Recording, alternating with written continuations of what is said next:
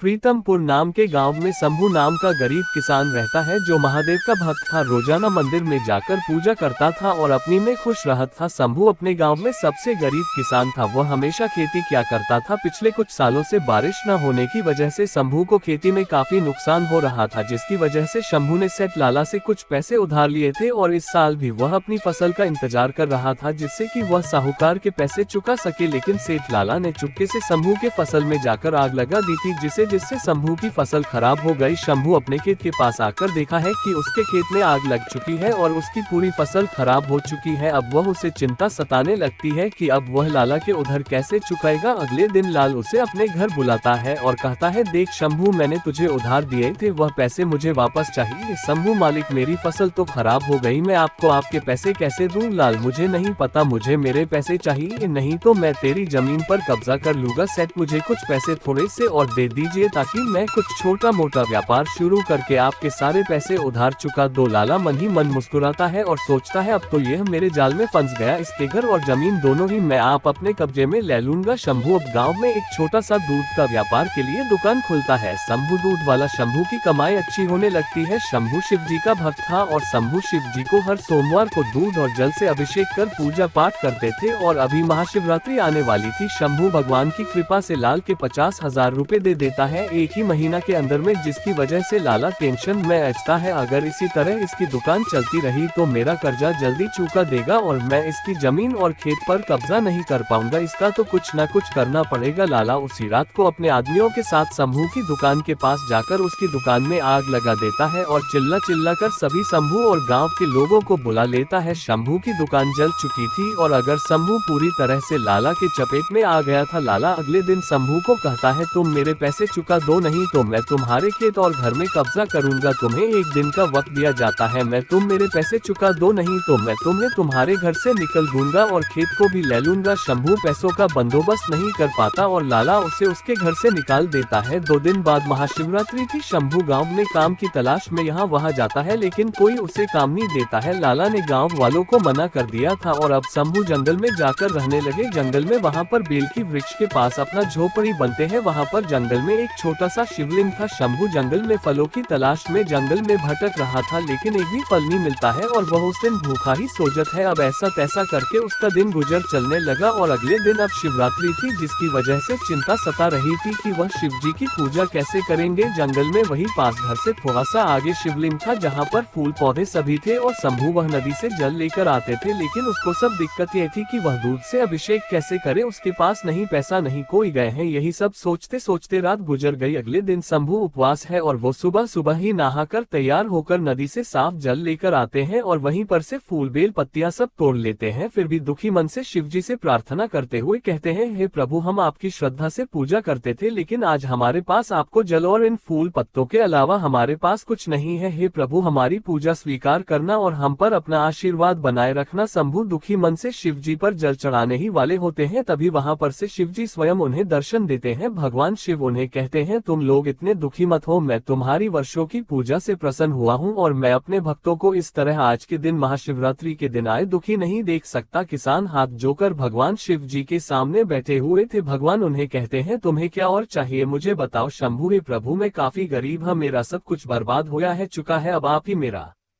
सहारा है। भगवान शिव उसकी सारी स्थिति जानते थे। उन्होंने कहा, ठीक है, मैं तुम्हें एक कामधेनु का दे रहा हूं। और उसके बाद प्रभु कहते हैं कि तुम इसे जो चाहा वह मांग सकते हैं, तुम्हें सब कुछ मिलेगा और तुम चिंता मत करो, इस बार तुम्हारे व्यापार या कुछ भी किया तुम पर कोई मुसीबत नहीं आएगी, इस बार मैं स्वयं तुम्हारे लिए खड़ा हूँ। फिर भगवान शिव वहाँ से अंतर ध्यान हो जाते हैं और शंभू और भगवान के अच्छे से पूजा करते हैं। फिर उनको अच्छे अच्छे पकवान चढ़ाते हैं क्योंकि कामधेनु गाय उन्हें सब चीज देते जो वह उनसे मांगती है। इस प्रकार एक गरीब शिव भक्ति की जिंदगी में खुशियां आ जाती है और वह फिर से अपने गांव को जाता है और वहां एक अपना को स्वयं का दूध का व्यापार प्रारंभ करता है। वह कामधेनु का ऐसे बहुत सारे दूध ले लेकर अपने व्यवसाय का बहुत आगे बढ़त है और अपनी जमीन को सेठ लाल से छुड़ा लेता है। अब सेठ लाला को ये बात समझ में नहीं आती कि यह सब क्या हो रहा है। धीरे धीरे किसान और भी अमीर होता गया। अब लाल को ये बात कुछ हजम नहीं होती। वह अपने आदमियों को उसे पर नजर रखने को कहता है। फिर उसे पता चलता है कि शंभू के पास एक कामधेनु गाय है। फिर रात में कामधेनु को चुराने के लिए लाला और उसका आदमी जाते हैं, लेकिन इस बार स्वयं महादेव उसके पास था। इस बार महादेव ने उनको कामधेनु चुराने नहीं दिया और उनको सजा दिया। लाल और उसके आदमियों को शिवजी ने उनसे सब कुछ उनका छीन लिया था, उन्हें गरीब बना दिया था। अब वह एक भिखारी बन चुके थे और अपने किए हुए पर उन्हें पछतावा हो रहा था, लेकिन अब ये क्या कर सकते थे। अभी वे सभी गाँव में कटोरा लेकर इधर उधर भीख मांगते फिर रहे थे। लोग उन्हें देखकर भीख भी नहीं दे रहे थे। और इधर शंभू पास के गांव के धनवान सेठ की बेटी से शादी कर लेता है और दिन दोगुनी रात चौगुनी करता है। कहानी से सीख, हमें कभी भी किसी के साथ गलत व्यवहार नहीं करना चाहिए, न ही किसी का गलत सोचना चाहिए, और हमें शंभू की तरह अपने ईश्वर पर हमें भरोसा रखना चाहिए। देर से ही लेकिन हमारे साथ भी कुछ अच्छा ही करेगा। आप सभी को मेरे और हमारे YouTube फैमिली के तरफ से हैप्पी महाशिवरात्रि। जय महाकाल।